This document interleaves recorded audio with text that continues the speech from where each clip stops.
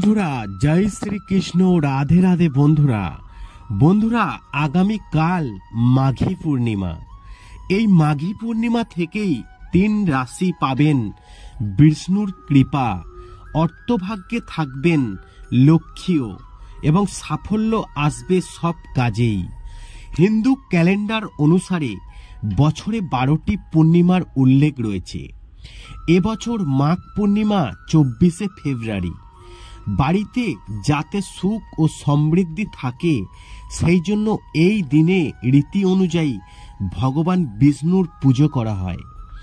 মাঘী পূর্ণিমা 23শে ফেব্রুয়ারি বিকেল 3:33 শুরু হবে এবং পরের দিন 24শে ফেব্রুয়ারি বিকেল 5:59 পর্যন্ত চলবে এই পূর্ণিমা তিথি। তবে হিন্দু ক্যালেন্ডার অনুসারে বলা হয়েছে এই মাঘী পূর্ণিমা অত্যন্ত একটি গুরুত্বপূর্ণ পূর্ণিমা। তবে মাঘ পূর্ণিমা হবে 24শে ফেব্রুয়ারি। এবার মাঘ পূর্ণিমা কন্যা রাশিতে, যে কারণে এটি একটি চমৎকার যোগ তৈরি করেছে। কন্যা রাশির অধিপতি হল বুধ, যার প্রভাব সমস্ত রাশিতে শুভ অশুভ প্রভাব ভাবে দেখা যাবে। জানুন কোন কোন রাশির এর উপকারিতা পাবেন। প্রথমে যে রাশিটির কথা বলবো সেটি হচ্ছে বৃষ রাশি। মাঘী পূর্ণিমার শুভ যোগে বৃষ রাশির মানুষদের জন্য ভালো প্রভাব ফেলবে। যারা সৃজনশীলতায় আগ্রহী, সম্ভব হলে এই সময় যে স্বপ্নই দেখছেন না কেন তা সত্যি হতে পারে। এটি এমন একটি সময় যে আপনি যদি কঠোর পরিশ্রম করেন তবে আপনি অবশ্যই এতে সাফল্য পাবেন। এখনো পর্যন্ত যে কাজ বাকি ছিল তাও শেষ হবে আপনার।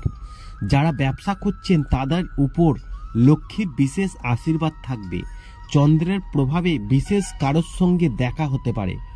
এই সময়ে অর্থ উপার্জনের অনেক সুযোগ থাকবে। তারপরে বলবো মকর রাশির কথা। দীর্ঘদিনের অমীমাংসিত কাজ শেষ হবে আপনার। অবিবাহিতদের জন্য এই সময় বিয়ের প্রস্তাব আসবে। বাড়ি, দোকান ও জমি কেনার সুযোগ তৈরি হচ্ছে। এই সময় যে কোনো ধরনের মানসিক চাপ চলে যাবে। শিক্ষা সংক্রান্ত কাজে সাফল্য পাবেন। দাম্পত্য জীবনে মধুরতা থাকবে আপনার। তারপরে বলবো কর্কট রাশির কথা। যত কাজ বাকি আছে এই সময়ে শেষ হবে কর্কট রাশির জাতক জাতিকাদের। লক্ষ্য নির্ধারণ করুন না কেন, আপনি তাতে সফলতা পাবেন। এই সময়ে যে কোনো ধরনের ঋণ দূর হবে আপনার।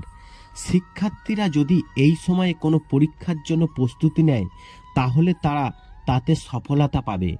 আশা করি আপনাদেরকে জানাতে পেরেছি মাঘী পূর্ণিমায় কোন 3 রাশি বিষ্ণুর কৃপা পেয়ে অর্থভাগ্য ও থাকবেন লক্ষ্মী ও সাফল্য। ভিডিওটি ভালো লাগলে লাইক করবেন, কমেন্ট করবেন, শেয়ার করে অন্যদের জানার সুযোগ করে দেবেন।